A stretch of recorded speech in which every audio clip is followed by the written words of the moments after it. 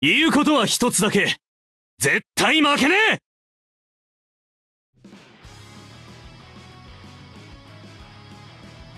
How's it going, everybody? This is Nothing XS. I'm here to talk about the latest banner that they've announced, and I want to talk about the characters that are going to be in the banner. Now, you're probably going to say, well, how can you talk about characters that you don't know are coming?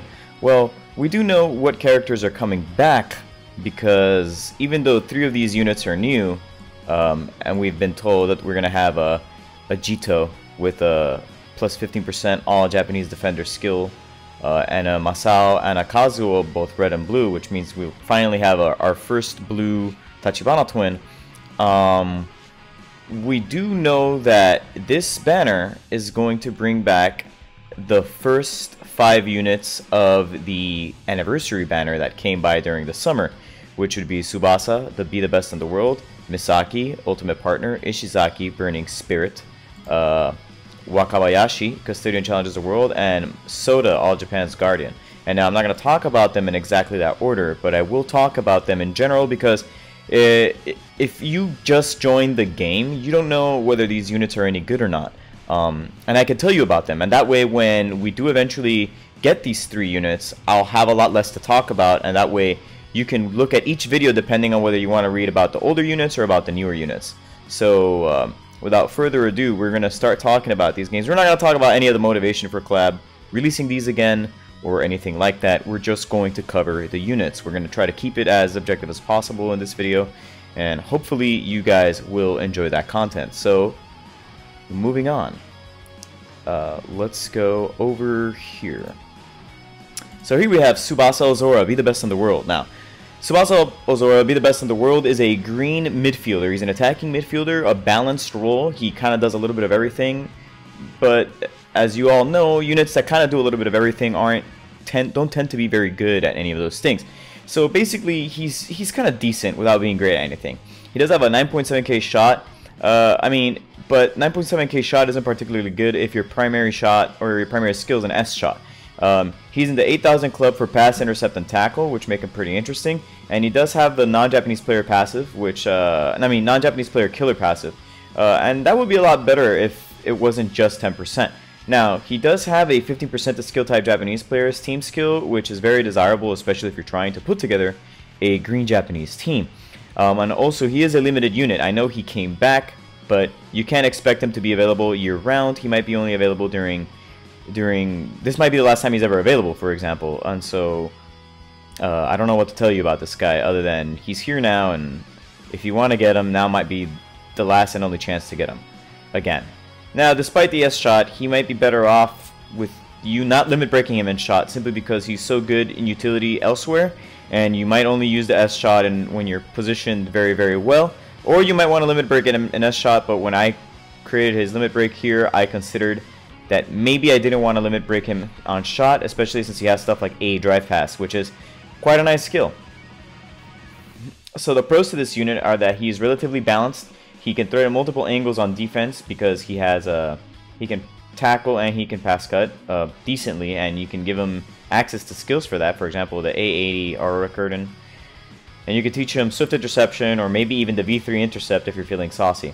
And he comes with an A pass, which is nice. He also has a 50% color nationality team skill. I wrote passive there, but I meant team skill. Now the cons are that his main shot is an his main skill is an S shot, which is not great. Because now building for him is kind of difficult. You can't give him like 2 passes and a dribble, stuff like that. Also, his S shot sucks. It's really bad. Skywing shot is one of the worst raw shots in the game in terms of how powerful it can be, and generally how much stamina it consumes, efficiency, blowaways, all put together. Skywing shot's not a great shot.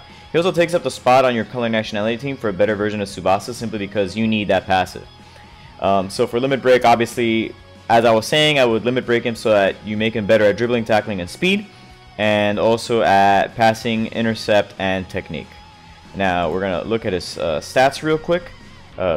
This is a new thing, that way I don't have to go back and forth to the actual game. As we can see, he has a decent stamina, and he's pretty balanced everywhere. On offense, he's 6'7", on defense, he's 5'4", and intercept here. He does have high and low ball at good, which gives him 12.5% at his attempts when these things are happening. That means that his true stats, his shot is his best stat, but that might not be the thing to focus on with this unit, even though this is the case.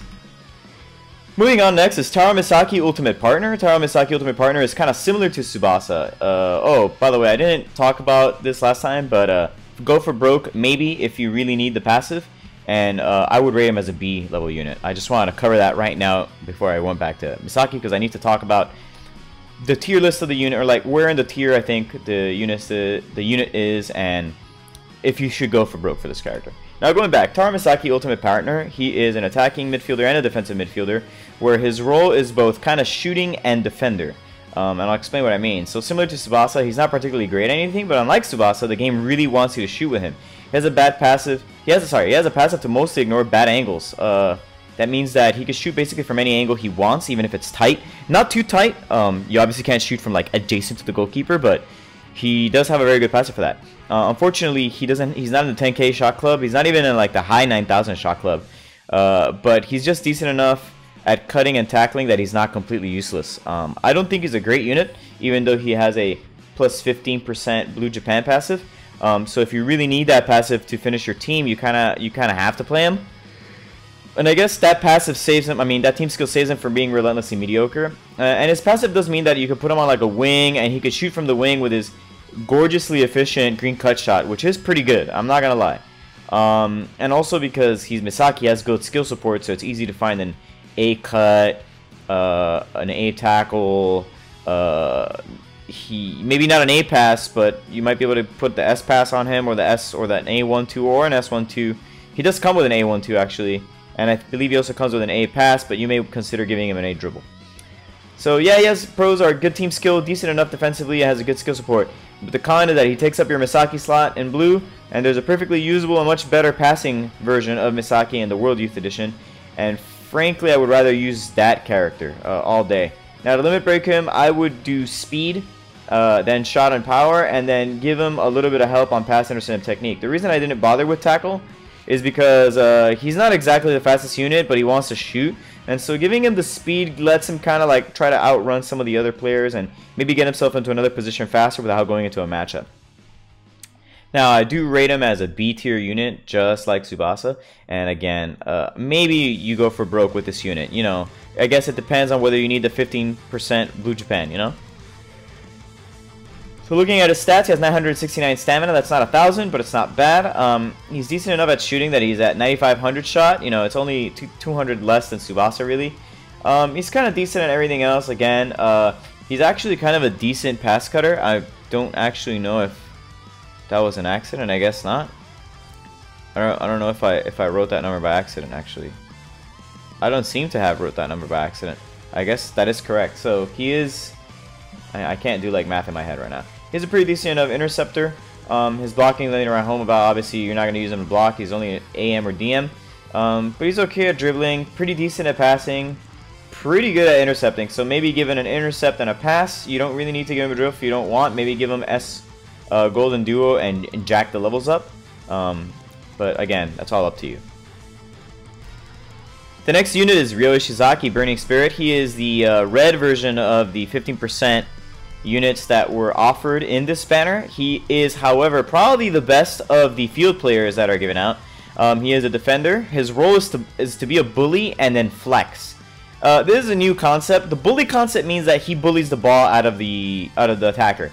What that means is that you throw your obnoxiously high stat and skill at somebody to try to take the ball from them. That's what bully means in this situation. Now, what I mean by flex, though, is that when you're kind of like whatever at everything else, it comes down to what stats, what you want to put on him. Since he's so good at being a bully, and since new face block and even A80 face block are so good at taking the ball from opponents, you may not need to really pigeonhole him into one position. I think if you got like multiple copies of this guy, you might be able to make multiple versions of him depending on how many skills you have available in your, I guess, in your bag of tricks, and then build like a bunch of different versions. For like at the end of the day, though, he's kind of like an overwhelmingly strong defender. His block stats will bully attackers out of the ball regularly, and it's easy to give him a good level of A face block, like I was just mentioning. If you have the event EX interception, you can give him that, and he also has an OKS tackle from the crappy blue version. It's nothing great, but it's not bad. His strictly average stats elsewhere make him a fun project because whatever you limit break is going to turn into an almost 9,000 thing. And that's pretty good to use as a secondary thing. So be creative with your secondary role. It depends on the skills you have and your limit break. So pros, obviously, good blocker that can bully the ball out of an opponent. It's really easy to get a face block high because if you've been playing since the beginning at least.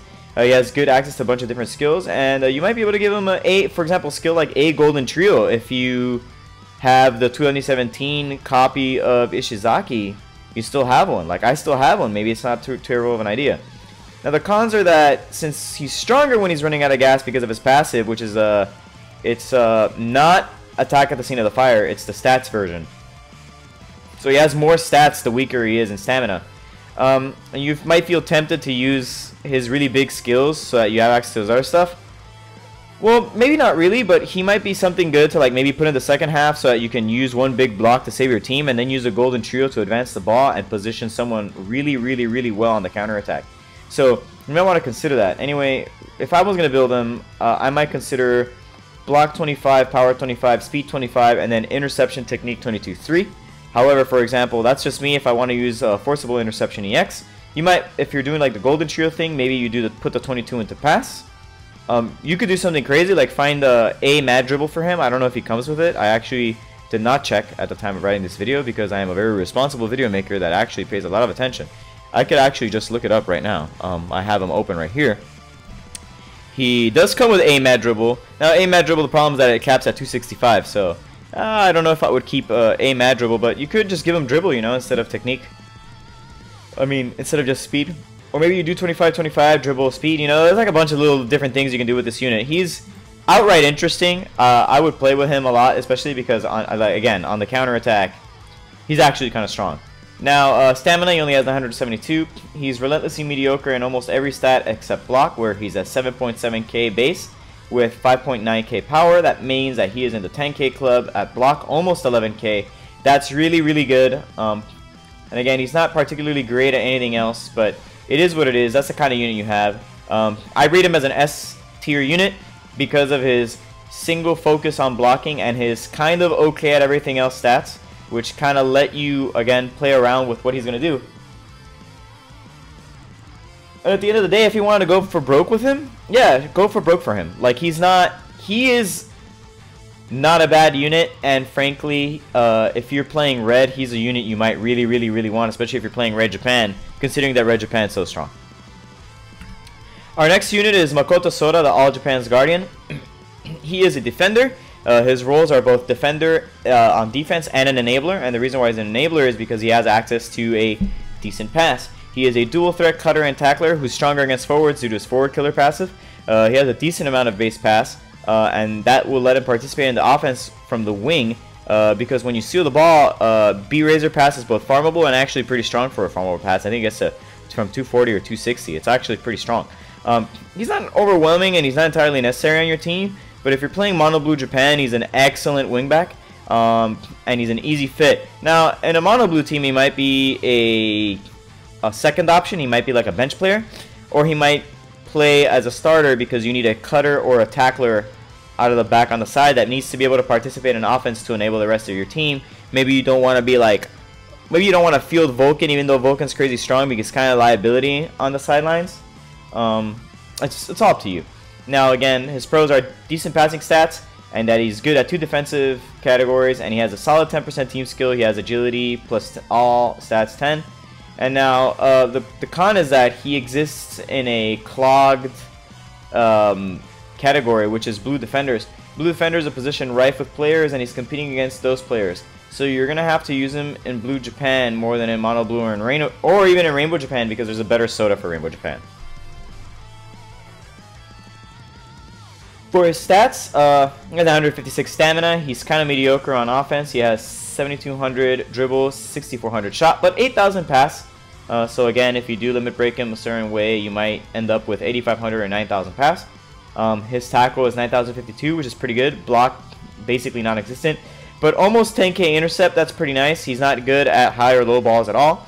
But, you know, he's really decent. Now, is he a unit that you should go for broke? No, despite me thinking that he is an A tier unit because he is very usable, and on a lot of teams he's just going to be dropped in right away as a defender. I don't think he is worth playing over some of the other blue defenders, and even though he's an A tier unit, there's just a lot of A tier blue defenders. And should you go for broke for him? I mean, not really. If you get him, that's just a nice piece to have, but he's not something that you have to go out of your way for. Sorry about that. And now, the character that maybe you really wanted to know about, Ginza Wakabayashi, Custodian, challenges the world. Let's be real, he's the absolute strongest goalkeeper in the game in terms of raw saving power. He's the only 12k stat GK in terms of his primary saving stat. He has the best catching skill in the game that caps out at 510, and he has over 1000 stamina. His passive makes him stronger against enemies outside of the penalty area by 20%.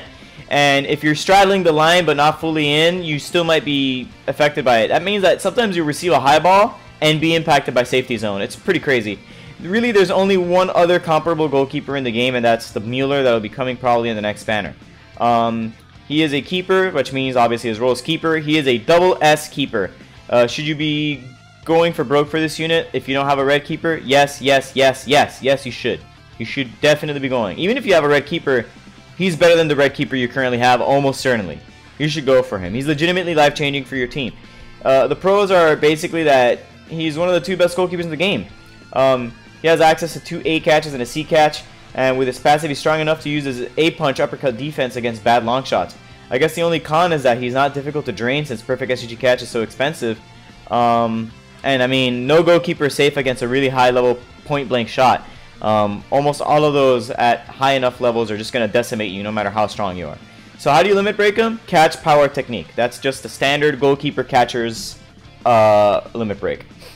Now for his stats, he has 1023 stamina. He has pretty whatever. I mean, he has decent punch, but his 8700 catch leads him to have 12,015 true catch. He's not good at high or low ball, so that's really the only way you can beat this unit in the end. It's going to be you using a high or low ball that's either S or high enough level A, or really you're just going to get in there with a super high level S shot and you're just going to try to blow him away, because that's really all you can do. Now, yes, if you're thinking about whaling for this guy, you should do it. He's so good, right? Like, there's no reason not to, unless you're just basically just broke. And now, I don't know what these other 3 units are going to be like. Maybe these 3 new units make the rest of the banner super worth pulling for. Some people might already have a lot of these units. I have 3 of them, but I do want Ishizaki and Tsubasa, and I might also want these 3. Now, it's kind of funny that there's a green Jito in a samurai outfit because there was a green free Jito. And it's funny that there is a new Masao and Kazuo, considering that Masao and Kazuo do exist, and they're coming, versions of those units are coming in the next banner. They were from the second banner, so maybe there's like upgrades all around. I don't know exactly what the strategy here is from KLab, but I'm kind of looking forward to seeing what is going to happen. And now, that's not the only interesting thing that's going to happen, and I know it's not part of the video we're talking about right now, but I did want to show that with the major update campaign that we're getting, we're going to see some releases of some of the features, like the hidden ability evolution and the abilities that will come with a free pull at this weird banner that has these old units that will have access to the hidden ability evolutions. And on top of that, we're getting this login bonus, and we're getting a free version of Misaki, who's going to get access to the hidden ability evolution. And I'm kind of looking forward to seeing this unit and seeing how it is that we're supposed to limit break. And I actually can't really wait to also have to offer information for hidden ability evolutions, because maybe it's not like a flat buff. Maybe there's choices to be made. And so I want to see what's going to happen, you know. So I'm looking forward to it. I'm looking forward to this Monday. I'm looking forward to these new weird scenarios and these new challenge missions to get incredible new rewards. I can't wait for them. I hope you guys are excited too. So I'll see you guys later, and hopefully Monday treats us all well. So good luck to you all, and have a good one.